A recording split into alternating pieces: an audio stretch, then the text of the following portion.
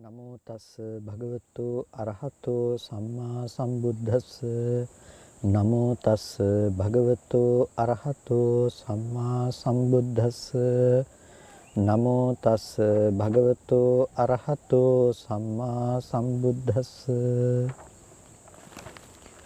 ශ්‍රද්ධා සම්පන්න කාරුණික පින්තුනි හැම කෙනෙක්ම සද්ධර්ම ශ්‍රවණය සඳහා සූදානම් වන මොහොත ලෝතර සම්මා සම්බුදුරජාණන් වහන්සේ විසින් දේශනා කරන්නට යෙදුණු ඒ උතුම් සද්ධර්මයෙන් සල්පයක් නමුත් හැම කෙනෙක්ම ශ්‍රවණය කරගන්නට යෙදෙන්නේ.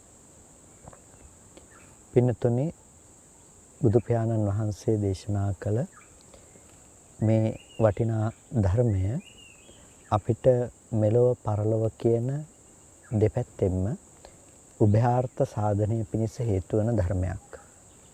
ඒ වගේම ලෞකික ලෝකෝත්තර කියන අර්ථයෙන්ුත් උභයාර්ථ සාධනය පිණිස හේතු වන වටිනා ධර්මයක්. ඇතැම් කරුණු බුදුරජාණන් වහන්සේ ලෞකික කරුණු යහපත් කර ගැනීම සඳහා දහම් කරුණු විදියට අපිට දේශනා කරනවා. ඒ වගේම ඇතැම් දේශනාවන්ගෙන් ලෝකෝත්තර ධර්ම කාරණා ඉස්මතු වන ආකාරයට අපට දහම් දේශනා කරනවා. මේ ලෞකික ලෝකෝත්තර යන උභයාර්ථ සාධනය සඳහා බුදුරජාණන් වහන්සේ විසින් පවත්වන ලද දේශනාවන් අපිට ත්‍රිපිටකය තුළින් හඳුනා ගන්නට පුළුවන්කම තිබෙනවා. ඉතින් මේ ආකාරයෙන් අපි විමසා බලනකොට ශ්‍රාවක භාෂිතයන් තුලත් ඒ කියන්නේ බුදුරජාණන් වහන්සේගේ දේශනාවට අනුගතව ඒ ශ්‍රාවකයන් වහන්සේලා විසින් බෙදා දක්වන ලද දේශනා තුලත් අපිට මේ දෙආකාර දේශනාවන්ම දකින්නට පුළුවන්කම තිබෙනවා. ඉතින් මේ නිසාම මේ ධර්මයේ තුල ගමන් කරන ධර්ම මාර්ගය අනුගමනය කරන සුදීන් විසින් මේ දෙපැත්තම තේරුම් අරගෙන ඒ ලෞකික කුසල මාර්ගයත් තමන්ගේ ජීවිතයට යොදා ගන්නවා වගේම ඒ ලෝකෝත්තර ප්‍රතිපත්තිය තමන්ගේ ජීවිතය තුළ උත්පාදනය කර ගැනීම සඳහා වෙහෙස විය යුතුව පවතිනවා. එතකොට තමයි මේ ධර්මය අපි නිවැරදිව පිළිපැද්දා වන්නේ. කෙනෙක් ඉන්නවා ලෝකයේ තුළ ලෞකික කුසල මාර්ගය අතහැර දමලා ලෝකෝත්තර කුසල මාර්ගයේ පමණක්ම පුරමි කියලා ඒ පැත්තට තමන්ගේ මනස යොමු කරලා නමුත් මුලාවට පත්වන පිරිසක්. ඒ වගේම තවත් කෙනෙක් ලෝකෝත්තර කුසල මාර්ගයේ සම්පූර්ණයෙන්ම අතහැර දමලා ලෞකික කුසල මාර්ගයේ තුල පමණක් තමන්ගේ ජීවිතය හික්මවා ගන්නට ගිහිල්ලා අර බියකරු සසර ගමනට ඇද වැටෙන පිරිසකුත් ඉන්නවා. ඉතින් මේ කියන දෙපැත්තටමපත් නොවි අපි ලෞකික කුසල පූර්ණ ජීවිතය සිද්ධ කරගන්න ගමන්ම ලෝකෝත්තර ධර්ම මාර්ගය අපේ ජීවිතය තුළ උපදවාගෙන වාසය කිරීම සඳහා අප උත්සාහවත් විය යුතුයි. ඒක තමයි බුදුරජාණන් වහන්සේ අපට පෙන්වා දුන්න අවවාද කළ මාර්ගයේ බවට පත්වන්නේ. සියලු බුදුරජාණන් වහන්සේලා අවවාද කළෙත් ඒ විදිහටමයි. සබ්බ පාපස්සකරණං කුසලස්ස උපසම්පදා සචිත්ත පරියෝදපණං එතං බුද්ධාන ශාසනං කියලා අපි මේ කාරණා ටික අහලා තියෙනවා. එතකොට සියලු අකුසල ධර්මයන් දුරු කරන්න, ඒ වගේම කුසල ධර්මයන් තමන්ගේ ජීවිතයට හුරු පුරුදු කරන්න, කුසල ධර්මයන් දියුණුවට පමුණවා ගන්න. ඒ වගේම සියලු කෙලෙස් ධර්මයන් වනසා ලබන ඒ උතුම් විමුක්ති සාධනයට අවශ්‍ය පරිදි තමන්ගේ සිත දමනය කරගන්න. මේක තමයි සියලු බුදුරජාණන් වහන්සේලාගේ අනුශාසනය සංක්ෂිප්ත ලෙස ගතහොත්. එනිසා ඒ අනුශාසනයට අනුරූපීව තමයි මේ ධර්මයේ පිළිබඳව අපි විමසා බැලිය යුතු වන්නේ. එහි ලෞකික කුසල මාර්ගය ප්‍රතික්ෂේපිත නැහැ. ඒ වගේම ලෝකෝත්තර කුසල මාර්ගයේ පිළිබඳව උත්සාහ කිරීම නිරන්තරයෙන්ම දකින්නට පුළුවන්කම තිබෙනවා. මේ කරුණු ටික පිළිබඳව විමසා බලනකොට අපිට ඊටාම වැදගත් ධර්ම කරුණු රාශියක් පැහැදිලි කරන වටිනා ධර්ම කොටහසක් තමයි පටිසම්භිදා මග්ග ප්‍රකරණය තුල දැක්වෙන්නේ. ඒ පටිසම්භිදා මග්ග ප්‍රකරණය තුල දැක්වෙන තෙසැත්තෑ ඥානයන් අතර එකින් එක අරගෙන අපි මේ සාකච්ඡා කරමින් පැමිණෙන්නේ.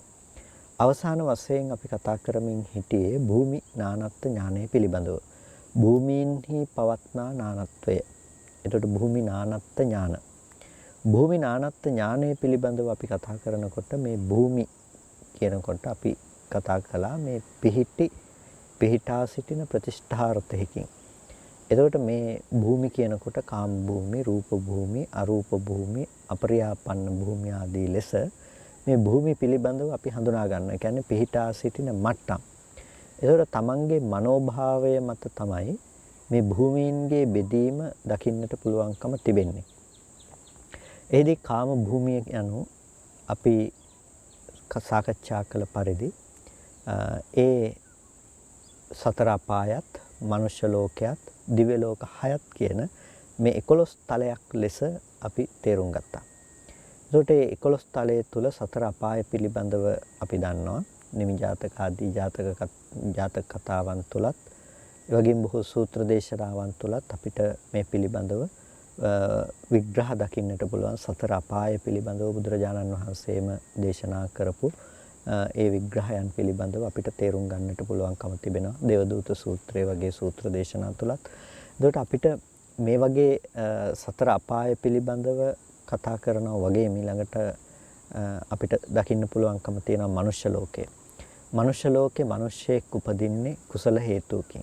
කුසල හේතුවකින් කියලා කියන්නේ අලෝභ, අද්වේෂ, අමෝහ කියන මේ කුසල සහගත හේතුන්ගෙන් තමයි උපදින්නේ. ඇතැම් වෙලාවකට ද්වි හේතුකවත් මිනිස්සු උපදිනවා. ඕමක කුසලයන් නිසාත් මිනිස්සු උපදිනවා. උත්කෘෂ්ඨ කුසලයන් නිසාත් මිනිස්සු උපදිනවා. කෙසේ වෙතත් කුසල හේතුන් නිසා තමයි මිනිස්සු ප්‍රතිසන්දි වශයෙන් පහළවන්නේ. ඒ නිසා මේක සුගතියක් කියලා කියනවා. කියන්නේ කුසල හේතු නිසා ප්‍රතිසන්දිය ලබන කෙනෙක් නිසා. ඉපදුණු මොහොතේ කෙනෙක් කලුරිය කළත්, ඊටාම දුක්ඛිත තත්වයක තියෙන තැනක ඉපදුනත් ඒ පුද්ගලයා සුගතියක ඉපදුණු පුද්ගලයෙක් ලෙසයි ගණනය වන්නේ.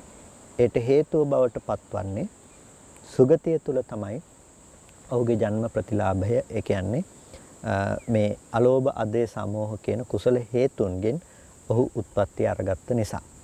එතකොට මේ විදිහට මනුෂ්‍ය ලෝකයක් සුගතියක් ලෙස දැක්වෙනවා. ඒ වගේම දිව්‍ය ලෝක 6. දිව්‍ය ලෝක 6 කියනකොට පළවෙනියටම අපිට හම්බෙනවා චාතුම් මහා රාජිකය. එතකොට මේ චාතුම් මහා රාජිකය කියනකොට මේ සතරවරම් දෙවි රජවරුන් රාජ්‍ය කරන නිසා, දෙවිවරුන් 4 දෙනෙක් රාජ්‍ය කරන නිසා මේකට චතු කියලා කියන්නේ 4ටනේ. ඒ නිසා මේ රජවරුන් 4 දෙනෙකුගේ රාජ්‍ය පවත්නා නිසා මේ චාතුම් මහා රාජිකයයි කියලා හඳුන්වනු ලබනවා. එතකොට මේ වෛශ්‍රවණ දෙවියන් මෙහි ප්‍රධාන දෙවියන් හැටියට සැලකෙනවා. එතකොට මේ චාතුම් මහා රාජිකය තුල විවිධ දේව කොට්ටහසයන් ඇතුළත් වෙනවා. එතකොට ප්‍රධාන වශයෙන් කොටස් දෙකයි, භූමස්ත සහ ආකාශස්ත කියලා. ඒ කියන්නේ භූමස්ත කියන්නේ භූමිය ඇසුරු කරගෙන ජීවත් වෙන දෙවිවරු ඉන්නවා. ආකාශස්ත කියලා කියන්නේ අහස ඇසුරු කරගෙන ජීවත් වෙන දෙවිවරු ඉන්නවා. එතකොට කුසලයේ පැත්තෙන් අඩු ඕමක කුසලාදී නිසා භූමස්ත දෙවිවරු නැතිනම් භූමිය ඇසුරු කරගත්ත දෙවිවරු ප්‍රතිසන්දිය ලබන බව අපිට දකින්න පුළුවන්කම තිබෙනවා. එතකොට ඒ දෙවිවරුන් විසින් බොහෝ අවස්ථාවන්හිදී ඇතැම් විට ඒ අල්පේශාක්‍ය දෙවිවරු හැටියට අපි හඳුන්වනවා. ඒ අල්පේශාක්‍ය දෙවිවරුන් විසින් මිනිසුන්ගේ පුද පූජා පිළිගැනීම පවා ඒ අය සිදු කරනු ලබනවා. මොකද වුන් ඕජාමය සාරයෙන් යැපෙන අය, ඇතැම් අය. එතකොට ගන්ධ මූලක දෙවිවරු කියලා දැක්වෙනවා ධර්මයේහි ඇතැම් දිව්‍ය කොට්ටාශයන්. එතකොට ඒ අය අර ගන්ධය ආග්‍රහණය කරමින් යැපෙන, නමුත් දුක් විඳින පිරිසක් නෙමේ, සැප විඳින පිරිසක්. එතකොට යක්ෂයෝ ඉන්න අය යක්ෂය දුක් විඳින පිරිසක් නෙමේ, සැප විඳින පිරිසක්. ඇතැම් ප්‍රේතයෝ ඉන්න අය සැප විඳින ප්‍රේතයෝ. එතකොට මේ විදිහට අසුරයින් ඉන්නවා, ඒගොල්ලෝ සැප විඳින අසුරයෝ. එතකොට දැන් සුරයෝ නෙමෙයි කියන එක සුරෝ අසුරෝ කියලානේ කියන්නේ. එතකොට නමුත් අසුරයින් කියලා කිව්වට ඒ අය සැප විඳින පිරිසක්. ඒ නිසා තමයි දෙවියන් හා සමග දිව්‍ය ලෝකයටත් ඔවුන්ගේ යුද තිබෙන්නේ. එතකොට ඒ දිව්‍යමය පිරිසක් තමයි ඒත් සැලකෙන්නේ. එතකොට මේ විදිහට අපි ගත්තාම මේ චාතුම් මහා රාජිකයට අයිති විවිධ කොට්ටහසයන්, දිව්‍ය කොට්ටහසයන් දකින්නට පුළුවන්කම තිබෙනවා. ඉතින් මේ කාරණාවත් එක්ක ගිහිල්ලා තමයි අපි පසුගිය දේශනාව තුළ අවසානයේට සඳහන් කළේ ඇතැම් වෙලාවට මේ අය සඳහා මේ බලි පූජා කළා කියලා ඒක මිත්‍යා දෘෂ්ටියක් බවටම බුදුරජාණන් වහන්සේ දේශනා කරන්නේ නැහැ. ඒකට හේතුව ආර්ය ශ්‍රාවකයා විසින් තමන්ගේ ධනය වියදම් කරන තැන පිළිබඳව අංගුත්තර නිකායේදී බුදුරජාණන් වහන්සේ දේශනා කරන සූත්‍ර දේශනාවකදී අපිට දකින්න පුළුවන්කම තියෙනවා. පංච බලින් කතා හොති කියලා මේ පංච බලියක් කරනවා. ආර්ය ශ්‍රාවකයා පංච බලියක් කරනවා. එතකොට ඒකෙදි දේවතා බලි කියලා කොටසක් තියෙනවා. රඤ්ඤ බලි, දේවතා බලි ආදී මේ බලියක් කරන. එතකොට දේවතා බලි කියන්නේ දේවතාවන් සඳහා කරනු ලබන පූජාව. එතකොට දෙවියන් සඳහා පුද පූජා පැවැත්වීම කියන දේ ලෞකික අර්ථ සාධනය සඳහා ඇතැම් විට ආර්ය ශ්‍රාවකයෙක් වුණා සිද්ධ කරන්නට පුළුවන් දෙයක් හැටියටයි ඒ සූත්‍රය තුලදී බුදුරජාණන් වහන්සේ දක්වලා තියෙන්නේ. ඒකට හේතුව තමයි ඒ දේ සිද්ධ කරන්නේ එයා ලෞකික සම්මා දිට්ඨියෙන් මිදිලා නෙමෙයි. එයා දන්නවා හොඳටම ලෞකික සම්මා දිට්ඨිය කුසලය සහ කුසලය කියන්නේ කොමක්ද කියන එක, කර්මය සහ කර්ම ඵලය කියන්නේ කොමක්ද කියන එක හඳුනගෙන තියෙනවා. එයා ලෞකික ප්‍රතිලාභයක් මිසක ඊට වඩා හැකියාව තියෙන කෙනෙකුගෙන් කළ හැකි කෙනෙකුගෙන් බලාපොරොත්තු වෙන්නේ හැකියාව නැති කෙනෙකුගෙන් බලාපොරොත්තු වීමක් නෙමෙයි.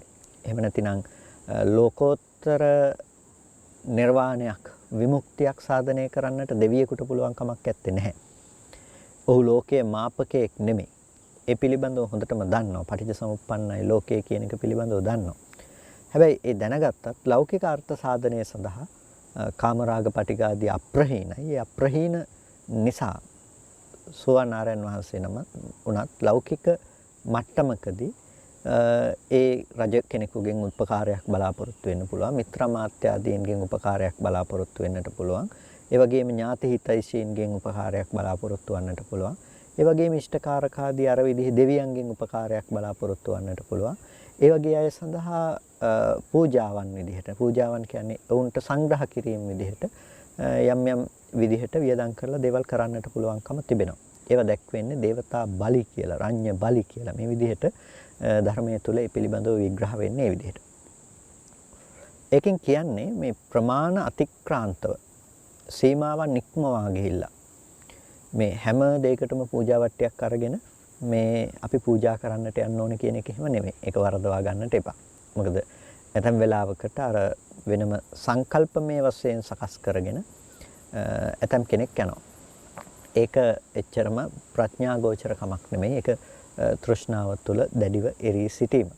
නමුත් සාමාන්‍ය මට්ටමකින් කෙනෙක් එහෙම ලෞකික අර්ථ සාධනයක් සඳහා කළායයි කියන එකේ ඔහු මිත්‍යා දෘෂ්ටිකයෙක් යයි කියන්නට පුළුවන් කමක් නැත්තේ නැහැ. මොකද මිච්ඡා දිට්ඨිය කියන එක පිළිබඳව ධර්මයේ තුල පැහැදිලිවම විග්‍රහ කොට දක්වලා තියෙනවා. ඒ තමයි අභිනිවේෂ පරාමාසෝ දිට්ඨි. අභිනිවේෂ පරාමාසය තමයි දිට්ඨිය. ඒක සාස්වත උච්ඡේද වශයෙන් කොටස් දෙකකට බෙදෙනවා. එතකොට ඒ සාස්වතවාදයක් තියෙනවා, උච්ඡේදවාදයක් තියෙනවා. සාස්වතවාදයේ තුල අභිනිවේෂ පරාමාසයේ නිත්‍ය දුහ සුඛ ආත්මාදී වශයෙන් ගත්ත දැඩි පරාමර්ශනයක් තිබෙනවා. එතකොට මේ පරාමර්ශනය සාස්වත විදිහට පවතිනවා කියලා ගත්තට පස්සේ ඒක දැඩිව ග්‍රහණය කර ගැනීම මිච්ඡාදිට්ඨිය. ඒ වගේම උච්ඡේදයේ පැත්තට ගත්තාම මේ සිඳීම වෙනසීම පිළිබඳව මේ ඇති ආත්මය මෙතකින් සිඳී යනවා. රූපේම ආත්මයක් කියලා හිතුවට පස්සේ රූපේ නැති වෙලා යනකොට ආත්මය නැති වෙලා යනවා. මෙන්න මේ බඳු දේවල් තුල මිත්‍යා දෘෂ්ටීන් උපදිනවා. එතකොට මේ මිත්‍යා දෘෂ්ටීන් දසවස්තුක මිත්‍යා දෘෂ්ටියක් හැටියට කෙනෙකුට ඇති වෙන්නට පුළුවන් මේ ලෝකයේ තුල වස්තු 10ක ඇති වෙන මිත්‍යා දෘෂ්ටියක් විදිහට. එතකොට ඒ ආකාරයට මිච්ඡා දිට්ඨි කියලා කියන්නේ අර ආකාරයේ බරපතල දෘෂ්ටි සහගත අභිනිවේෂ පරාමාසයක්. මිත්‍යා දෘෂ්ටිකයාගේ ස්වභාවය තමයි නිත්‍ය දුව සුඛ වශයෙන් ලෝකේ ග්‍රහණය කරගන්න දැඩිව අල්ලගෙන ඉන්නකම. ඒ වගේම එයා ආත්ම වශයෙන් ලෝකේ දැඩිව ග්‍රහණය කරගෙන ඉන්නකම.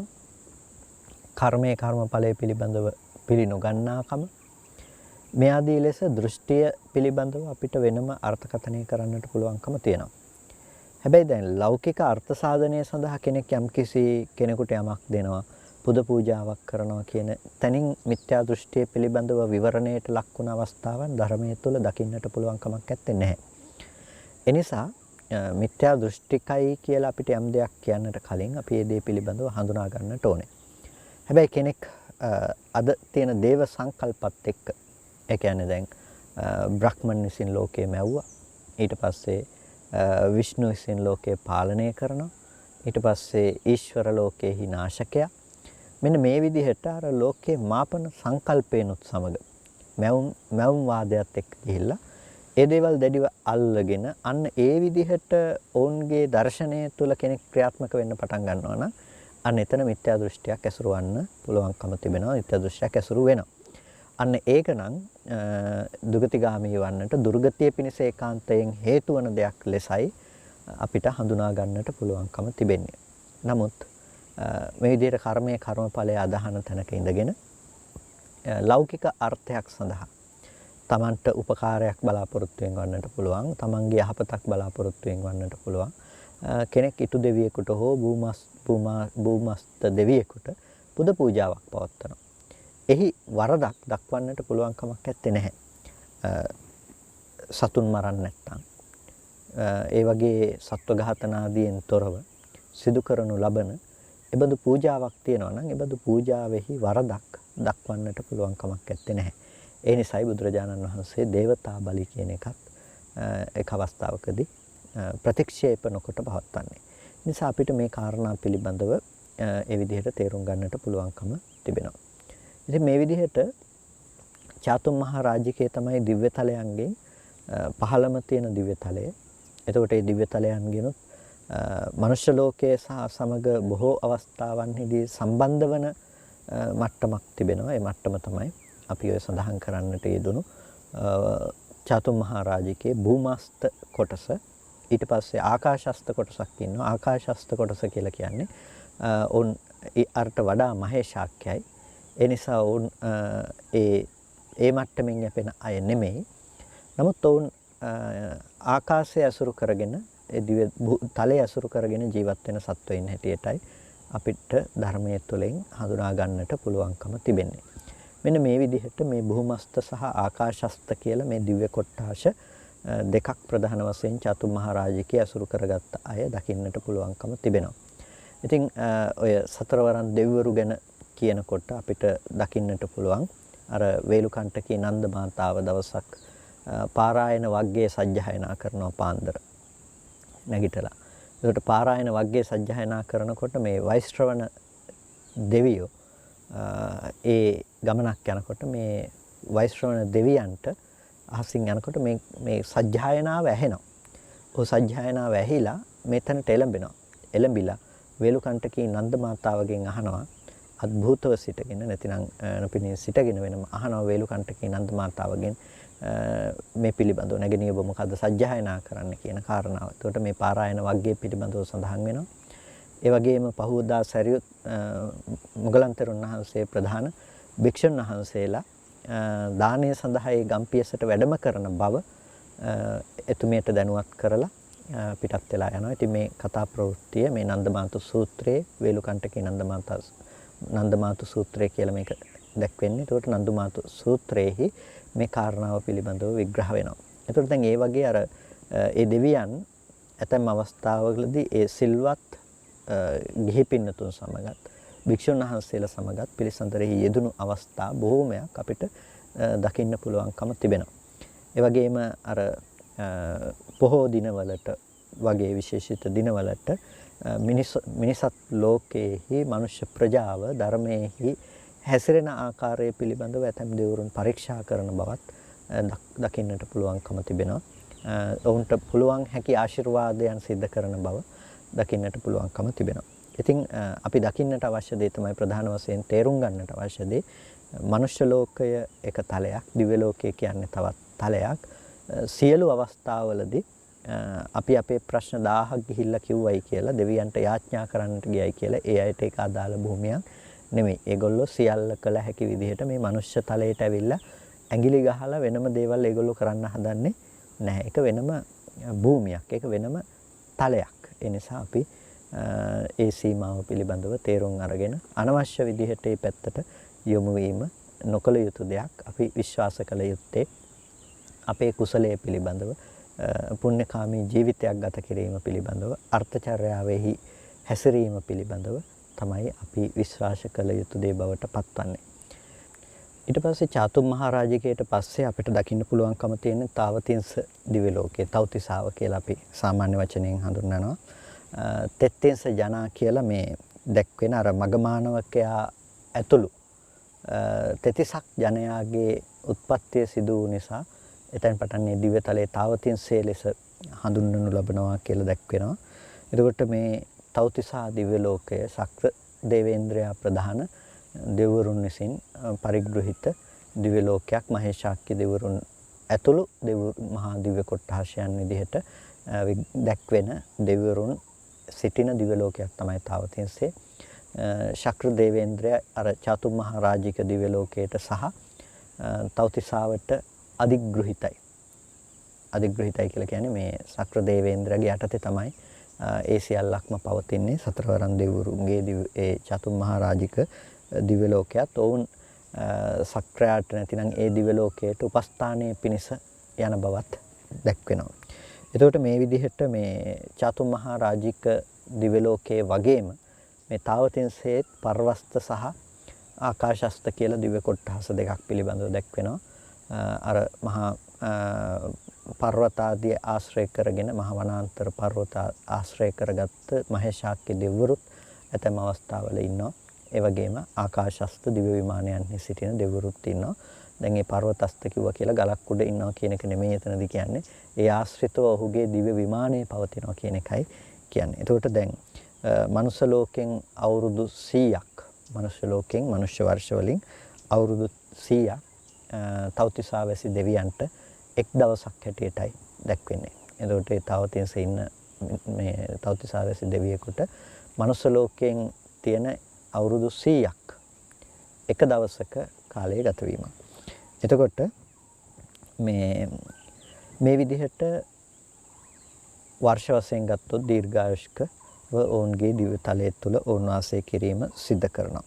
ඒ වගේම තෙවනුවට අපිට දකින්නට පුළුවන්කම තියෙනවා යාම දිව්‍ය ලෝකය. එතකොට මේ යම් දිව්‍යමය වූ සැපයකට සම්ප්‍රාප්ත වූ නිසා ඒ දෙවියෝ යාම දෙවිවරුන් කියලා හඳුන්වනු ලබනවා. ඉතින් මේ මිනිසත් ලොව වසර 200ක් මේ යාම දිව්‍ය ලෝකයේහි දෙවියන්ට එක දවසක් ලෙස විග්‍රහ වෙලා තිබෙනවා. ඒ වගේම තුසිත දිව්‍ය ලෝකයේ තුසිත කියන වචනයෙන්ම හැඳින්වෙන්නේ තොට්ටපහට්ට භාවය. ඒ කියන්නේ සතුටු සොම්නස් නිස්සිත ස්වභාවය. ඉතින් මේ දිව්‍ය ලෝකයේහි ඒ තුටුපහට්ටු සිටින් යුක්තව වාසය කරන නිසා මේ නම ලැබිලා තියෙනවා. එතකොට මේ දෙවියන්ගේ ආයු කාලයත් බොහොම දීර්ඝයි. මනුෂ්‍ය ලෝකයෙන් අවුරුදු 400ක් මේ දිව්‍ය තලයට තුසිත දිව්‍ය ලෝකයේ දෙවියන්ට එක දවසක් ලෙසයි දැක්වෙන්නේ. ඒ වගේම නිම්මාන රතිය කියලා කියනවා ප්‍රකෘතියෙන්ම තිබෙන අරමුණු වලට වඩා දැන් අනිත් දිව්‍ය ලෝකවල Tamanට ලැබෙන ඒ පුණ්‍ය විපාකයන් විදිහට ලැබෙන අරමුණු තමයි භුක්ති විඳින්නට සිද්ධ වෙන්නේ. නිම්මාන රතිය කියලා කියන්නේ Tamanට ඒ අවස්ථාවට අවශ්‍ය වන ස්වභාවයන්ගෙන් ඒ අවශ්‍ය දේවල් නිර්මිත වෙන ස්වභාවය තිබෙන නිසා. ඒ කියන්නේ ඔහුට හිතෙන්නේ යම් විදිහකටද ඔහුගේ කැමැත්ත පවතින්නේ යම් විදිහකටද කැමැත්ත සමගම ඒ සියල්ල නිර්මිත වෙන නිසා මේකට කියනවා නිම්මාන රතිය කියලා. ඒ නිර්මිත කරගෙන විඳිනු ලබන නිසා. එතකොට මනුෂ්‍ය ලෝකෙන් අවුරුදු 800ක් මේ දිව්‍ය ලෝකයට එක දවසක් හැටියටයි දැක්වෙන්නේ නිම්මාන රතිය දිව්‍ය ලෝකය මහේශාක්‍ය දිව්‍ය ලෝකයක්. ඒ වගේම පරිනිම්මිත වසවත්ති දිව්‍ය ලෝකයේ චිරප්‍රසිද්ධ මාරයාගේ වාසස්ථානය. ඉතින් මාරයයි කියලා කිව්වට මේ ඉන්න ඔක්කොම මාරයෝ කියලා කිව්වට මේ ඔක්කොම ඇවිල්ලා කරදර කරන ඒ වගේ කණ්ඩායමක්ම නෙමෙයි. ඉතින් එහි අධිපතිත්වයේ දරන කෙනාගේ යම් යම් දෝෂයන් තිබෙන්නට පුළුවන්. හැබැයි මේ දිව්‍ය ලෝකේ වාසය කරන හැමෝම ඇවිල්ලා ඒ විදිහට අධිපතිකම් දරන අය හෝ අධිපති බව වෙනුවෙන් ඕනෑම කෘත්‍යයක් සිදු කරන කෙනෙක් නෙමෙයි. ඉතින් ඒ නිසා මේ පරිනිම්මිත වසවත්ති දිව්‍ය ලෝකයේහි දැන් නිම්මාන රතියෙහි තමන්ගේ රුචිකත්වය අනුව නිර්මිත වෙනවා. පරිනිම්මිත වසවත්තියේදී තමන්ගේ රුචිකත්වය ඇති වෙනකොටම තමන්ට ඒ සඳහා කල යුත්තක් නැතුවම ඒක අනුන් විසින් නිර්මාණය කොට දෙනු ලබන නිසා ඒකට කියනවා පරිනිම්මිත වසවත්ති දිව්‍ය ලෝකයයි කියලා. ඉතින් ඒ පිළිබඳව අපි තේරුම් ගන්නට අවශ්‍යයි. මේ අපි සාමාන්‍ය මට්ටමින් හිතන දෙයට වඩා එහා ගියපු වෙනම තලයක්. අපි අද මේ මනුෂ්‍ය ස්වභාවයේ ඉඳලා තමයි අපි දිව්‍ය ලෝකයේ පිළිබඳව තීරණය කරන්නට කල්පනා කරන්නේ. නමුත් ඒ බඳු මට්ටම් වල තිබෙන්නේ වෙනමම මට්ටමක් වෙනමම ජීවිතයක් වෙනමම ශරීරයන් වෙනමම ස්වභාවයන් අපිට ඒ පිළිබඳව තේරුම් ගන්නට වෙන්නේ අනුමානයක් විදිහට පමණයි. එතනින් එහාට ඒ දේවල් පිළිබඳව අපි සිතුවා කියලත් ඇති පළක් ඇත්තේ නැහැ. ඒ පිළිබඳව කල්පනා කරන්නට වෙනම ගියයි කියලා. ඉතින් කෙසේ වෙතත් මනුෂ්‍ය ලෝකයෙන් වසර 1600ක ප්‍රමාණයක් මේ පරිනිම්මිත වසවත්ති දිව්‍ය ලෝකයේහි එක දිනයක් හැටියටයි දැක්වෙන්නේ. දීර්ඝායුෂ්ක දෙවිවරු තමයි අපිට පරිනිම්මිත වසවත්ති දිව්‍ය ලෝකයේහි දකින්නට පුළුවන්කම තියෙන්නේ. මෙන්න මේ තමයි මේ දිව්‍ය ලෝක සය බවට පත්වන්නේ. ඒකට අපි 11 තලයක් කතා කළා. සතර අපායත් දිව්‍ය ලෝක 6ත් ඒ වගේම මනුෂ්‍ය ලෝකයක් කියන මේ 11 තලයේ පිළිබඳව කතා කරනවා. මේ සියල්ලම කාමාවචර වූ භූමි. මේකට කියනවා කාම භූමි කියලා. ඊට පස්සේ මේ භූමි නානත්ත් ඥානයේදී අපි කියනවා මේ තියෙන්නේ කාම භූමිය. කාමයේ අසුරු කරගෙන පවත්නා භූමිය. එතකොට මොනවාද? හෙට්ටතෝ අවීචි නිරයන් පරයන්තං කତ୍වා යටින් අවීචි නිරය පර්යන්තේ කරගෙන කෙලවර කරගෙන උපරිතෝ පරිනිම්මිත වසවත්ති දේවේ අන්තෝ කරිත්වා උඩින් ගත්තාම පරිනිම්මිත වසවත්ති දිව්‍ය ලෝකයේ ඇතුළත් කරගත්ත මේ යම් ඒතස්මින් අන්තරේ එත්තාවචරා මේ අතරතුර හැසිරෙන එත්ත පරියාපන්නා මේ පරියාපන්නෝ මේ අණුව ගිහිල්ලා වාසය කරන කන්ද ධාතු ආයතන ස්කන්ධයන් තිබෙනවා නම් ධාතු තිබෙනවා නම් ආයතන තිබෙනවා නම් රූපා වේදනා සංඥා සංඛාරා විඥානං රූප වේදනා සංඥා සංඛාර විඥාන තිබෙනවා නම් අයං කාමාවචර භූමිය මේ තමයි කාමාවචර භූමිය. ඒතකොට දැන් මෙතනදී මේ භූමිය පිළිබඳව මේ හඳුන්වන විග්‍රහයේදී දැන් අපි සමස්තයක් ලෙස අපි මේ දේවල් කතා කරනකොට අපි විසිතුරු ලෙස මේවා කතා කරනවා. මේ පුද්ගල භවෙන් මේ මෙතන දෙවි කෙනෙක් ඉන්නවා. මේ මහේශාක්‍ය දෙවියෙක්ය. මේ මිනිස්සෙක්ය. මේ ආදී ලෙස පුද්ගල භව පිළිබඳව කතා කරනවා. නමුත් මෙතනදී විස්තර කරන ආකාරය බලන්න. එත්තාවචර මේ තලයන්හි හැසිරෙන එත්ත පරියාපන්න මේ තලයන් අණුව ගිහිල්ලා වාසය කරන කන්ද ධාතු ආයතන ස්කන්ධ ධාතු ආයතන තිබෙනවා නම් රූපා වේදනා සංඥා සංඛාරා විඥානං රූප වේදනා සංඥා සංඛාර විඥාන තිබෙනවා නම් අයං කාමාවචරා භූමි මේ තමයි කාමාවචර භූමිය. ඒකට කාමාවචර භූමිය හැටියට දැක්වේ මොකද්ද? එත්ත පරියාපන්නා මේ තන මේ ස්ථාන ටික අණුව ගියපු දැන් මනුෂ්‍ය ලෝකේ manussත්තාය කියලා කියන මිනිසත් බව පිනිස. එතකොට තිරිසංගත ලෝකේ තිරච්ඡානගතත්තාය කියලා කියන ඒ තිරිසංගත බව පිනිස. එතකොට දැන් ඒ තේසං සත්තානං තතත්තාය ඒ සත්වයින්ගේ එසේ ඒ අත්බව පිනිස ඒ හටගත් යම් ස්කන්ධ ධර්මතාවයක් තිබෙනවා නම් යම් ආයතන ධර්මතාවයක් තිබෙනවා නම් යම් ධාතුවක් තිබෙනවා නම් මෙන්න මේ ධර්මය තමයි කාමාවචර භූමිය ලෙස හඳුන්වන්නේ. කාමාවචර භූමිය ලෙස හඳුන්වන්නේ. එතකොට කාමාවචර භූමිය කියන එකෙන් ඔබ තේරුම් ගන්නට අවශ්‍ය වන්නේ මේ මිනිස්සු ගොඩක් ඉන්න ලෝකයේ පිළිබඳව නෙමෙයි මේ විදිහට කාමයේ අසුරු කරගෙන පවත්නා ස්කන්ධ ධාතු ආයතන ආදී ධර්මයන් පිළිබඳව ස්කන්ධ ධර්මයන් පිළිබඳව ආයතන ධර්මයන් පිළිබඳව එතකොට මේ විදිහට මේ ධර්මය පරියාපන්නව පවත්නා මේ ධර්මය පරියාපන්නව පවත්නා ස්කන්ධ ධාතු ආයතන රූප වේදනා සංඥා සංකාර විඥාන කියන මේ ධර්මය තමයි කාම භූමියට අයිති කාමාවචර කාමය අනුව හැසිරෙන මේ ධර්මය බවට පත්වන්නේ. එතකොට ඒ අකුසල සිත් කුසල සිත් විපාක සිත් ක්‍රියා සිත් මේ ආදී මේ ධර්මය අපි කාමාවචර ධර්ම හැටියට හඳුනා ගන්න ලබනවා.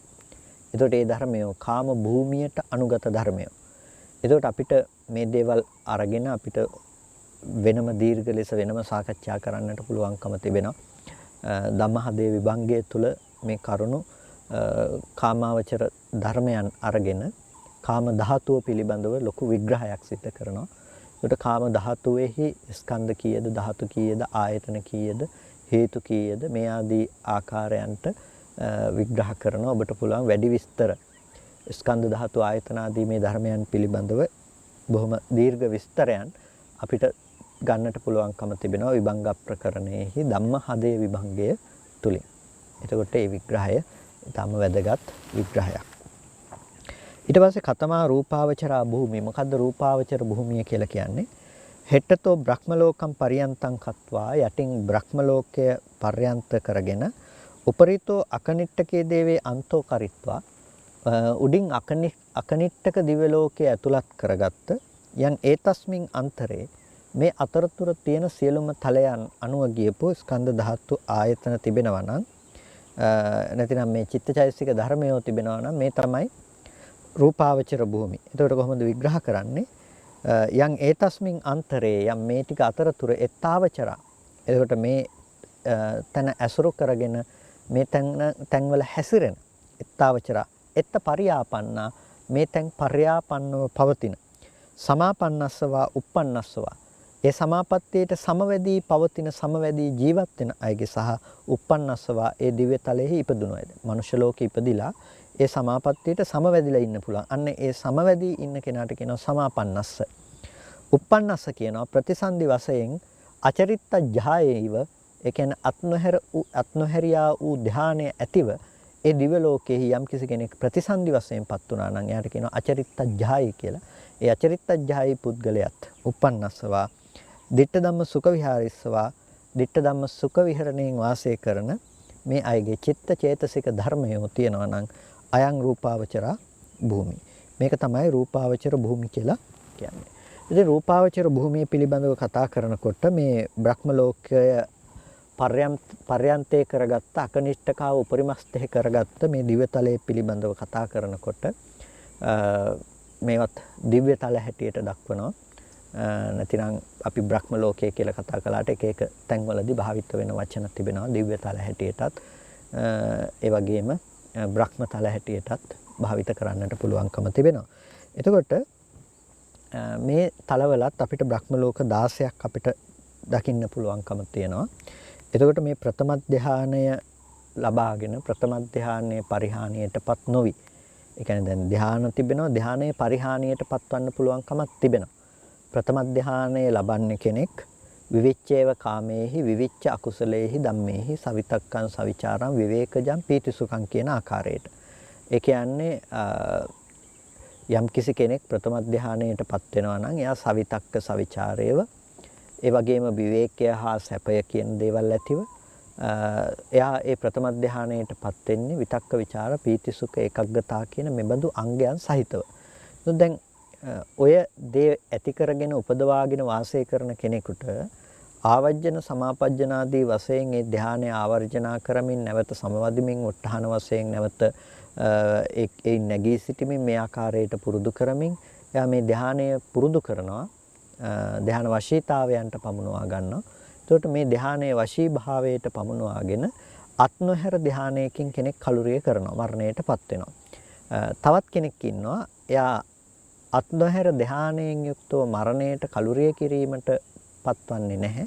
ධානයේ පරිහානියටපත් වෙනවා. පරිහානියටපත් වුණ කියන්නේ ආපහු කාමාවචර භූමිය තුල වාසය කරන කෙනෙක්. ඒ කියන්නේ දැන් කාමනිස්ෘත සංකල්පනා ඇති කරගන්න ගත්තාම කාමනිස්ෘත සංකල්පනා ඇති කරගන්න ගත්තාම කාම චේතනාවන් ඇති කරගත්තාම ඒකිනා මේ ධානයේ පරිහානියටපත් කරගත්ත කෙනෙක් බවටයි පත්වන්නේ.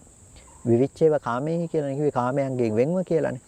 ඒක කාමයන් අනුව හැසිරෙන්න ගත්තා කියලා කියන්නේ යා ප්‍රථම ධානයේ තුල වාසය කරන කෙනෙක් නෙමෙයි කියන එක. නමුත් ප්‍රථම ධානය අචරිත්තජ්ජහයිව ඒ කියන්නේ අත්නොහැරියා වූ ධානය ඇතිව ප්‍රථම ධානයේ උපදෝගෙන ඒකේනා කලුරිය කළාට පස්සේ මරුණාට පස්සේ එයා බ්‍රහ්ම ලෝකයේහි උපදිනවා. එතකොට මේ බ්‍රහ්ම ලෝකවල ඒ බ්‍රහ්මයන්ගේ ආයුෂය අතර වෙනස්කම් තිබෙනවා. බ්‍රහ්මයන්ගේ ආයුෂය අතර වෙනස්කම් තියෙනවා. හැබැයි මේ ප්‍රථම ධානයේ වඩලා ප්‍රතිසන්දි වශයෙන් ප්‍රතිසන්දි අනුව ගන්න බ්‍රහ්මතල තුනක් ප්‍රධාන වශයෙන් අපිට හඳුනා ගන්න පුළුවන් දකින්න පුළුවන්කම තිබෙනවා. නමුත් මෙතනදී වෙනස්කම තියෙන මේ හැමෝම උපදින්නේ ප්‍රථම ධාන සිතෙන් තමයි. හැබැයි මේ ධානයේ ඒ අය පුරුදු කරලා තිබුණ තරමට වශී ප්‍රාප්ත කරලා තිබුණ තරමට ඒ අයට ඒ ධානයෙන් ප්‍රතිසන්දිය ලබා ගත්තත් එහි තිබෙන ආයුෂයන්ගේ ඕමක උත්කෘෂ්ඨ භාවයක් දකින්න පුළුවන්කම තිබෙනවා. ඒ කියන්නේ ආයුෂයන්ගේ අඩු වැඩි බවක් අපිට දකින්න පුළුවන්කම තිබෙනවා. පළවෙනි එක තමයි බ්‍රහ්ම පාරිසජ්ජ කියලා කියන්නේ. ඒ කියන්නේ පාරිසජ්ජ කියලා කියන්නේ පිරිවර කියන එක. පාරිසජ්ජ කියලා කියන්නේ පිරිවර කියන එක. එතකොට මේ මහා බ්‍රහ්මාදී අනිකුත් බ්‍රහ්මයන්ගේ බ්‍රහ්ම පිරිවර හැටියට වාසය කරන අයට කියනවා බ්‍රහ්ම පාරිසජ්ජයයි කියලා. එතකොට මේ බ්‍රහ්ම ලෝකයේ බ්‍රහ්ම පාරිසජ්ජයින් ඉන්නවා. ඒ කියන්නේ බ්‍රහ්ම පාරිසජ්ජ කියන්නේ මහා බ්‍රහ්මයන් ආදීගේ පිරිස වූ තව ආකාරයකින් කියනවා නම් මෙහෙකරුවන් බඳු වූ ඒ බඳු වූ බ්‍රහ්ම කොට්ටාසයක් ඉන්නවා. එතකොට මේ ප්‍රථම ධානය පරිත්ත වශයෙන් වඩලා. පරිත්ත වශයෙන් කියලා කියන්නේ ඒක මහග්ගතව වඩලා නෙමෙයි. ඊටමත් සුළු වශයෙන් වඩලා වශී ප්‍රාප්ත කරලා නමුත් ධානයේ උපදෝගෙන තියෙනවා. ඒක පුරුදු කිරීම වශයෙන් පැතිරවීම වශයෙන් ඒ අය මහග්ගත කරගෙන නැහැ. පරිත්ත වශයෙන් උයි වඩලා තියෙන්නේ. ඒ නිසා එබඳු අයට කියනවා එබඳු අය මරණයෙන් පස්සේ ඒ බ්‍රහ්ම ලෝකයේ උපදිනකොට බ්‍රහ්ම පාරිසජ්ජ තලයේහි තමයි ප්‍රතිසන්දිය ලබන්නේ. එතකොට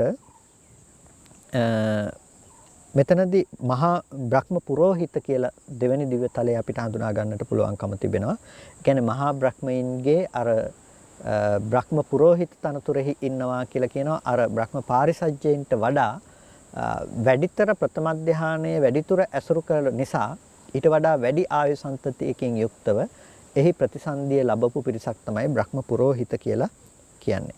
එතකොට ප්‍රථම ධානයේ මධ්‍යම වශයෙන් වඩපු කෙනෙක්.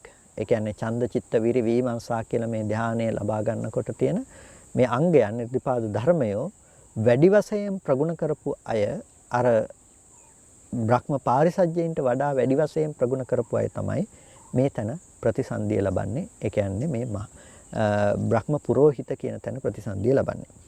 ඊට පස්සේ මහා බ්‍රහ්ම කියලා කියනවා උත්කෘෂ්ඨ වශයෙන් ප්‍රථම ධානය පුරුදු කරපු අය. ප්‍රථම ධානය හොඳටම වශී ප්‍රාප්තයි. ඒ නිසා මේ අය ප්‍රතිසන්දිය ලබන්නේ ඒ මහා උත්කෘෂ්ඨ ලෙස වශී ප්‍රාප්ත කරපු ප්‍රථම ධාන සිතෙන් තමයි මේ ප්‍රතිසන්දිය ලබන්නේ. ඒ නිසා අනික් සියලුම දෙනාට වැඩිය වර්ණයෙන් වැඩි ඒ වගේම වර්ණයෙන් මේ අය බලවත් බවෙන් දීර්ඝයි, වර්ණවත් බවෙන් දීර්ඝයි, ආයුෂයෙන් දීර්ඝයි, මේ සැපවත් බවෙන් මේ අය ඔක්කොම දීර්ඝයි. මේ අයට කියනවා මහා බ්‍රහ්මයන් කියලා. මහා බ්‍රහ්ම කොට්ටාසයෙන්. එතකොට මේ තුන, ඒ කියන්නේ බ්‍රහ්ම පාරිසජ්ජය, බ්‍රහ්ම පුරෝහිත, මහා බ්‍රහ්ම. බ්‍රහ්ම පාරිසජ්ජය කියලා කිව්වේ බ්‍රහ්මයන්ගේ මහා බ්‍රහ්මයන්ගේ පිරිවර වගේ අය. බ්‍රහ්ම පුරෝහිත කියලා කිව්වේ ඒ පිරිවරට ඉන්න ප්‍රධානීන් වගේ. ඒ කියන්නේ මහා බ්‍රහ්මයන්ගේ පුරෝහිත වගේ අය. ඊට පස්සේ මහා බ්‍රහ්ම කියන මේ කොට්ටාස තුන. එතකොට මේ අය ඔක්කොම මේ බ්‍රහ්මතල තුනම ප්‍රථම ධාන සිතකින් ප්‍රතිසන්දිය ලබන අය. ප්‍රථම ධානය ඕමක වශයෙන්, ඒ කියන්නේ වැඩිතුර වශී ප්‍රාප්ත කරගන්න නැතුව හිටපු අය තමයි බ්‍රහ්ම පාරිසජ්ජ තලයේහි උත්පත්තිය ලබන්නේ. ඒ වගේම හොඳට ප්‍රථම ධානයේ ඡන්ද චිත්ත විරිවීමන් සාදී ධර්මයන් මධ්‍යස්ථ කොට වැඩපු අය තමයි බ්‍රහ්ම පුරෝහිත තත්වයට පත්වන්නේ. ඊට පස්සේ මහා බ්‍රහ්ම කියන තත්වයට පත් වෙන්නේ මේක උත්කෘෂ්ඨ ලෙස ප්‍රථම ධානයේ වශී ප්‍රාප්ත කරපු අය. එතකොට මේ පැත්තෙන් ඊටමත් වැඩි ආයු සන්තතියක් ලබන්නේ ඒ මහා බ්‍රහ්ම කියන බ්‍රහ්මතලයේහි ඉපදුණු අය. ඊට පස්සේ ද්විතිය ධාන භූමිය අපිට දකින්න පුළුවන්කම තිබෙනවා. එතකොට මේ ද්විතිය ධාන භූමිය කියලා කියන්නේ ද්විතිය ධානයේ උපදවා වාසය කරන අය. ඒ කියන්නේ දැන් විතක්ක ਵਿਚාර පීති සුඛ ඒකග්ගතා කියලා අපි කියනවා ප්‍රථම ධානයේට. ඊට පස්සේ අවිතක්ක අවිචාර සමාධිය අවිතක්ක අවිචාරං විවේකජං පීති සුඛං පඨමඥානං උපසම්පද්ද විහෙරති කියලා කියනවා. එතකොට මේ අවිතක්ක අවිචාරවත් සමාධියක් යම් කෙනෙක් උපදවා ගන්න ඉන්නවනම්, එහෙම නැත්නම් පංචගණයෙන් ගත්තොත් අවිතක්ක විචාර මාත්‍රක යම් සමාධියක් ද්විතිය ධාන වශයෙන් උපදවගෙන ඉන්නවනම් අන්න එබඳු වූ අය නොපිරිහුණු ධානයකින් කලුරිය කළාම උපදින ස්ථාන තුනක්. ඒ තමයි පරිත්තාභ, අපමානාභ, ආභස්සර කියලා කියන්නේ. එතකොට පරිත්තාභ කියලා කියන්නේ ආභ කියන්නේ ආලෝකයට.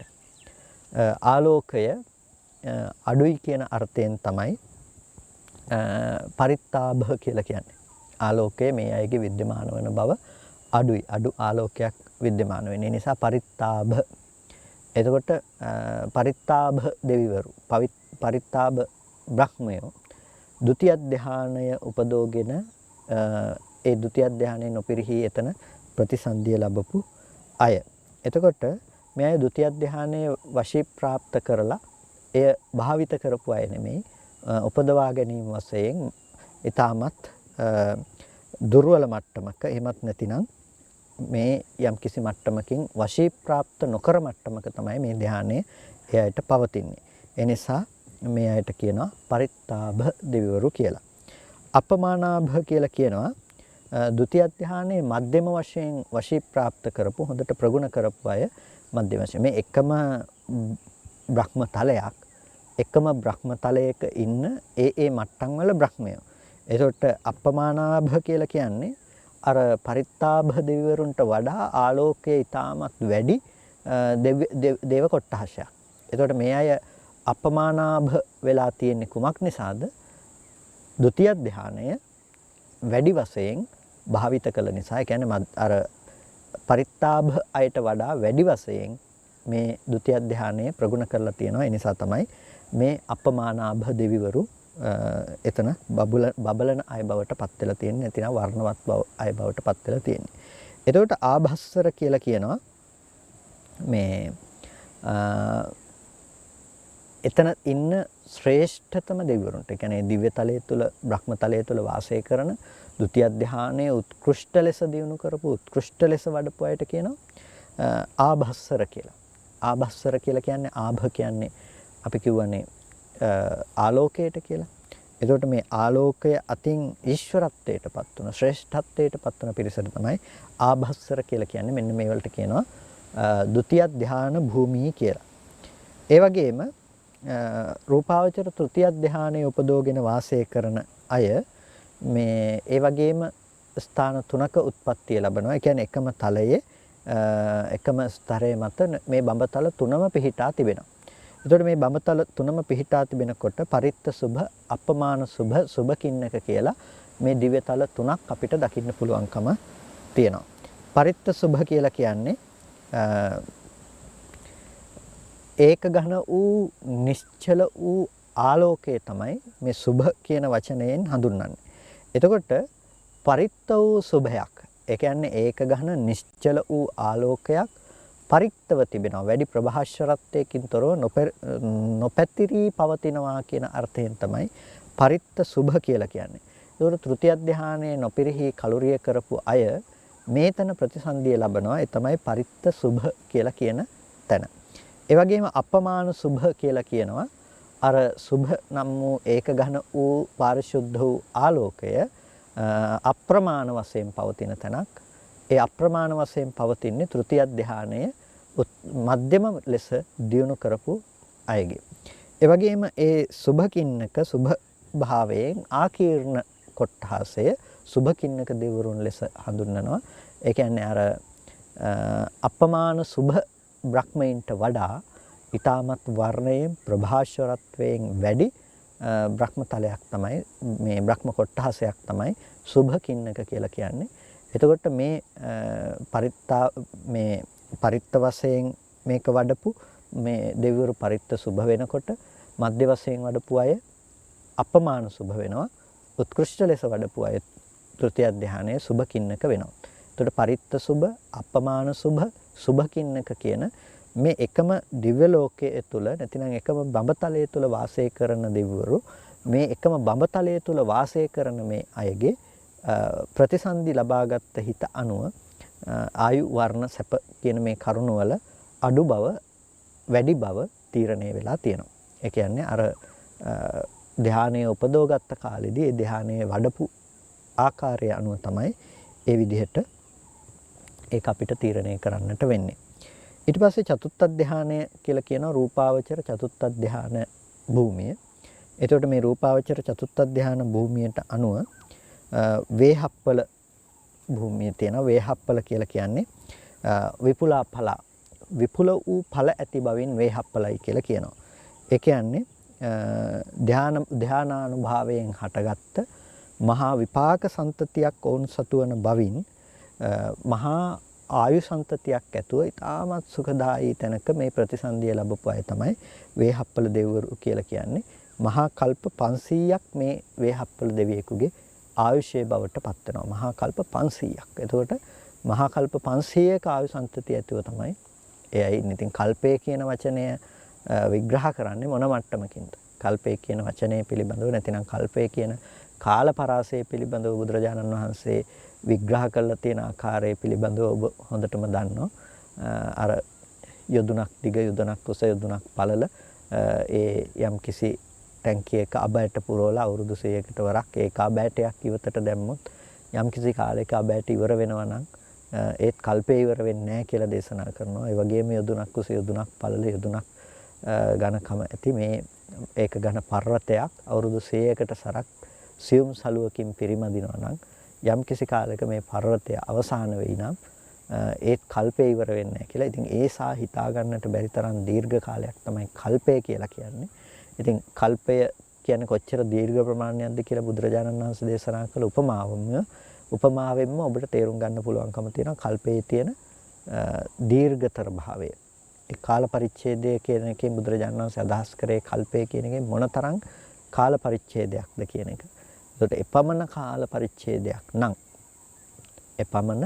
කාල පරිච්ඡේදයක් නම් කල්පය කියලා කියන්නේ එබඳු වූ කල්ප 500 ගණනක් මහා කල්ප 500ක් ආයු සම්පතියක් තියෙනවා කියලා කියන්නේ වේහප්පල දිව්‍ය ලෝකයේ එක දෙවියෙකුට චතුත්ථ ධානයේ උපදෝගෙන වාසය කිරීමෙන් ලැබිය හැකි ප්‍රතිඵලය කොච්චරද.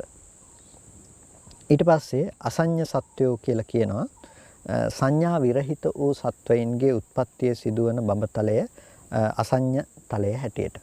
සංඥා විරහිතව අසඤ්ඤී භාවයකින් ප්‍රතිසන්දිය ලබා ගන්න අයට. එතකොට මේ යම්කිසි ආකාරයකින් ඒ බාහිර ශාසනයන්හි ඉඳලා මේ ධ්‍යාන උපදවා ගන්නට ගිහිල්ලා ඒ අසඤ්ඤී බවම අචිත්තක බවම වඩලා අසඤ්ඤ තලයට පත්ව ඒ ධ්‍යාන උපදවාගෙන අසඤ්ඤී ධ්‍යාන ලබාගෙන ඒ තැන්වල ප්‍රතිසන්දි වශයෙන් උපදිනවා. එතකොට ඒ අයට හුදු ඒ චුත වෙන මොහොතේදී තිබුණු නැතිනම් ඒ ස්වභාවයෙන්ම කය පමණක් මෙතන ප්‍රතිසන්දිය ලබා ගන්නවා. ඒකවෝකාර භව කියලා මේ භවය හඳුන්වනවා. නමුත් එතන සංඥාවේ පහළවීමක් නැහැ. ඒකට යම් අවස්ථාවක සංඥා වේදනාවන්ගේ පහළවීමක් තියෙනවා නම් සංඥා වේදනාවන්ගේ පහළවීම සිද්ධ වෙන්නේ එතනදී චුතිය ලබා ගැනීම සඳහා. දැන් මනුෂ්‍ය භූමියක හෝ දිව්‍ය ලෝකයක හරි සංඥාව පහළ වෙන්නෙම ඒකෙන්ම තමයි සංඤී භාවයෙන්ම තමයි එතනදී ප්‍රතිසන්දිය පිළිබඳවත් කතා කරන්න පුළුවන්කම තිබෙන්නේ. නමුත් එතන සංඤී භව පහළ වෙන්නේ චුතිය පිළිබඳව කතා කරන්නට යනකොට. එතකොට චුතිය පිළිබඳව අපි හඳුනා ගන්නකොට එතනදී ඒ කෙනා වෙන තලයකට යෑමට නැතිනම් වෙන මනුෂ්‍ය ලෝකයට නැවත කාමාවචරාදී භූමියකට පත්වන්නට තමයි ඒ බඳු මට්ටමකින් ඒ කෙනාට සංඥාවක් පහළ වෙන්නේ. කාමාවචර සංඥා අවසාන වශයෙන් පහළ වෙනවා කියලා කියන්නේ එතන ආයුෂය අවසానයි. අර පහළ වෙන සංඥාවට අනුරූපීව ප්‍රතිසන්දි වශයෙන් ඒ අයගේ මනුෂ්‍ය ලෝකයේහි උත්පත්තිය පහළ වීම සිද්ධ වෙනවා. ඒකවෝකාර භව කියලා කියන්නේ මේ අයට. ඊට පස්සේ පංච සුද්ධාවාසයන්.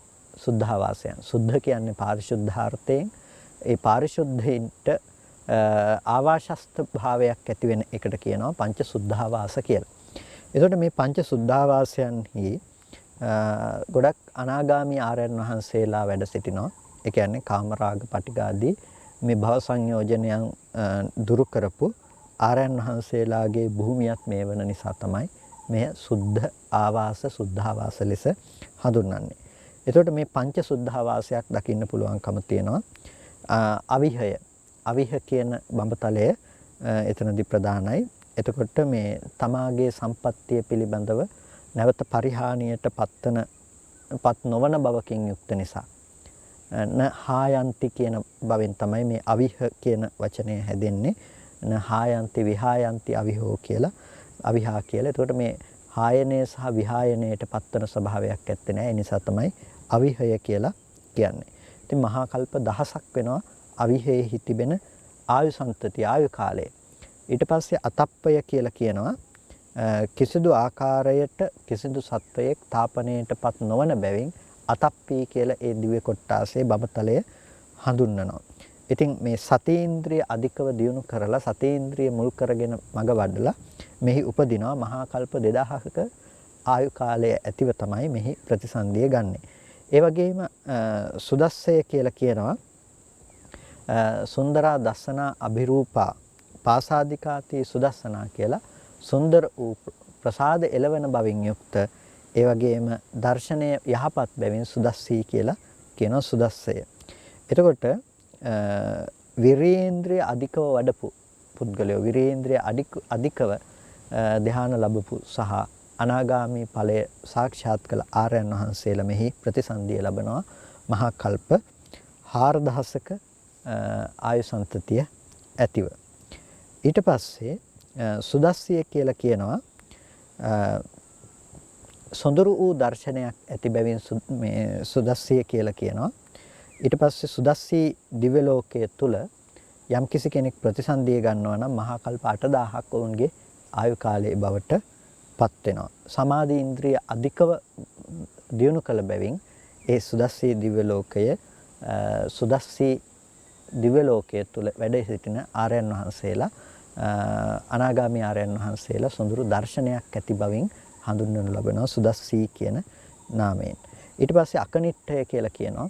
අකනිට්ඨකාව ඒ කියන්නේ මේ සියල්ලන්ටම වඩා ජේෂ්ඨත්වයට පත්ව තිබෙන බැවින් සියල්ලන්ටම වඩා ජේෂ්ඨත්වයට පත්ව තිබෙන බැවින් ඒ කියන්නේ කනිට්ඨ භාවයක් නැහැ. ඊට වඩා කනිටු භාවයක් නැහැ. කනිටු බවක් නැති බැවින් ශ්‍රේෂ්ඨත්වයටම පත් වූ බැවින් ඒ බඹතලය අකනිට්ඨක බඹතලය ලෙස හඳුන්වනු ලබනවා. එතකොට මේ අකනිට්ඨක බඹතලය තුල ඉපදුණු බ්‍රහ්මයෙකුගේ ආයු කාලය බවට පත් වෙනවා මහා කල්ප 16000ක්. එතකොට තාමත් දීර්ඝ ලෙස මේ ආයු සන්තතිය ලැබුණ ආයු කාලයක් ලැබෙන කොට්ටාශයක් තමයි අකනිට්ඨක දෙවිවරු නැතිනම් අකනිට්ඨක බඹතල වැසි බ්‍රහ්මීන් කියලා කියන්නේ. ඉතින් බොහෝ සෙයින් මේ පංචසුද්ධ වාර්ෂයේහි ප්‍රතිසන්දි ලබා ගන්නේ ආර්යයන් වහන්සේලා. ඒ කියන්නේ අනාගාමී ආර්යයන් වහන්සේලා. එතකොට දැන් මේ කොටස් 16ක් අපි කතා කළා දිව්‍යතල 16ක් පිළිබඳව. එතකොට මෙන්න මේ තල 16 රූපාවචර භූමීන් හැටියට තමයි හඳුන්වන්නේ. එතකොට රූපය අසුරු කරගෙන නැතිනම් ඒ මට්ටමේ උපදවාගත් සංඥාවන්ගෙන් ඒ මට්ටමේ ධානා චිත්තයන්ගෙන් ප්‍රතිසන්දිය ලබන නිසා තමයි මේ භූමීන්ගේ ප්‍රතිසන්දිය ලබන්නේ. ඒකයි බ්‍රහ්ම ලෝකය පර්යන්ත කරගෙන. ඒ කියන්නේ යටකේ අර බ්‍රහ්ම ලෝකයේ පර්යන්ත කරගෙන අකනිට්ඨකාව ශ්‍රේෂ්ඨත්වයට උපරිමස්තයට බවට පත් කරගෙන යම් කිසි කෙනෙක් මේ අතරතුර ප්‍රතිසන්දිය ලබනවා නම් මේ තුල පහළ වෙන යම් ස්කන්ධ ධාතු ආයතන මේ ආදී දේවල් තියෙනවා නම් මේ ධර්මයේ ඔක්කොටම කියනවා කොමක් කියලාද? ඒ ස්කන්ධ ධාතු ආයතන ආදී ධර්මයන්ට කියනවා රූපාවචර භූමිය කියලා. එතකොට එතනත් දක්වන්නේ එතන ඉපදුණු තව සත්වයක් පිළිබඳව නෙමෙයි.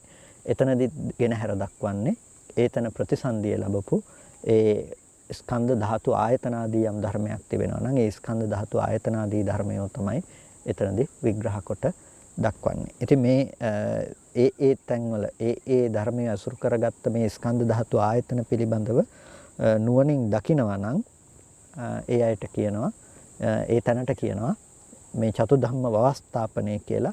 ඊට පස්සේ නැතිනම් භූමි නානත්ත් ඥානය පිළිබඳව අපිට එතනදී හඳුනා ගන්න පුළුවන්කම තියෙනවා. භූමීන් පිළිබඳව හඳුනා ගන්නා බව. ඒ නිසා භූමි නානත්ත් ඥානය. මෙන්න මේ තමයි අපි උපදවාගත යුත්තේ. අපිට තව භූමි නානත්ත් ඥානයේ කතා කරන්නට තියෙනවා. අරූපාවචර භූමි සහ අපරියාපන්න භූමීන් පිළිබඳව අපි මතුවට ඒ කරුණු පිළිබඳව සාකච්ඡා කරන්නට බලාපොරොත්තු වෙනවා. කල්පනා කරගන්න අද දවසේදීත් සද්ධර්ම ශ්‍රවණය කළා යෝනිසෝ මනසිකාරාදී පවත්තලා වටිනා කුසලයක් හැමදෙනාම සිද්ධ කරගන්නට යෙදුණා. මේ සිද්ධ කරගත්ත සියලු කුසල ධර්මයන් අපි අනුමෝදන් කළ යුතු අයට අනුමෝදන් කරමු. පළමුවෙන් අපට අර්ථයෙන් ධර්මයෙන් අනුශාසනා කරන අපේ ධර්මාචාර්ය අවසරයි මාංකඩවල සුදස්සන ස්වාමීන් වහන්සේට, අවසරයි මාංකඩවල නන්දරත්න ස්වාමීන් වහන්සේට, ස්වාමීන් වහන්සේලා දෙනමටම උතුම් නිවනින් සැනසීම පිණිස මේ කුසලයේ හේතු පාරමිතාවක් වේවා කියලා සාදු කියලා පින් අනුමෝදන් කරනවා. ඒ වගේම මේ සියලුම කුසල ධර්මයන් අපි දෙවියන්ට අනුමෝදන් කරමු. දෙවියෝ මේ සියලු කුසල ධර්මයෝ සතුටින් සාදුනාදයෙන් අනුමෝදන් වනු ලබත්තා. දෙවියන්ටත් මේ පින් උතුම් නිවනින් සැනසීම පිණිසම හේතු පාරමිතාවක්ම වේවා කියලා සාදු කියලා මේ පින් අනුමෝදන් කරමු. ඒ වගේම අද දවසේදී ධර්මදේශනාවේ දායකත්වයෙන් කටයුතු කරනවා ගම්පහ සිරිමල් උයන පදිංචි LAWD නන්දනී කොඩිතුවක්කු මහත්මිය, ඒ වගේම සෝමදාස කොඩිතුවක්කු මහත්මයා, තුෂානි දියණිය සහ මලින්ද බෑනනුවන් ඇතුළු පවුලේ පින්වත් පිරිස විසින් ඒ පින්වත් පිරිස බලාපොරොත්තු වෙනවා චරිත් දිලාන් පුතණුවන්ට පුණ්‍යානුමෝදනා කරන්නට, සුමනසිරි අතුකෝරල සහෝදරයාට පුණ්‍යානුමෝදනා කරන්නට, එමිනෝනා පට්ටිවිතාන මෑණියන්ට පුණ්‍යානුමෝදනා කරන්නට, සිරිවර්ධන අප්පුහාමි පියතුමාණන්ට පුණ්‍යානුමෝදනා කරන්නට සහ දෙපාර්ශ්වයේම මියගිය සියලුම ඥාතීන්ට පුණ්‍යානුමෝදනා කරන්නට බලාපොරොත්තු වෙනවා. කල්පනා කරන්න ඒ සියලු ඥාතීන් ප්‍රධාන වර්ග પરම්පරානුයාතව යම්කිසි ඥාතිවරයෙක්වින් බලාපොරොත්තු වෙනවා නම් ඔබ සියලු දෙනා නම් මියගිය ඒ සියලු ඥාතීන් මේ පින් සතුටින් සාදුනාදයෙන් අනුමෝදන් වනු ලබත්වා ඥාතීන්ට උතුම් නිවනින් සැනසෙන්නට මේ කුසලය හේතු පාරමිතාවක් වේවා කියලා සාදුහු කියලා ඥාතීන්ට පුණ්‍යානුමෝදනා කරන්න. ඒ වගේම මේ සියලුම කුසල ධර්මයන් ධර්මදේශනාවේ දායකත්වයේගෙන කටයුතු කරන ගම්පහ සිරිමල් වෙන පදිංචි LAWD නන්දනී කොඩිතුවක්කු මහත්මියට, සෝමදාස කොඩිතුවක්කු මහත්මයාටත්, තුෂානි දියණිය සහ මලින්ද බෑණනුවන් ඇතුළු පිරිසටත් ඒ වගේම ධර්ම ශ්‍රවණය කළ ඔබ සෑම සියලු දෙනාටත් මේ උතුම් කුසලය අමා මහ නිවනින් සැනසීම පිණිසම හේතු පාරමිතාවක් වේවා කියලා සාදුහු කියලා පින් අනුමෝදන් වන්න හැම දිනාටම තෙරුවන් සරණයි.